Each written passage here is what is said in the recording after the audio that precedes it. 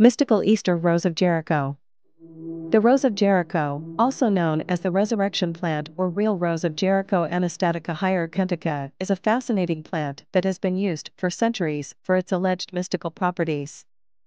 Its origins can be traced back to the deserts of the Middle East, particularly in the city of Jericho in Israel, from which it derives its name.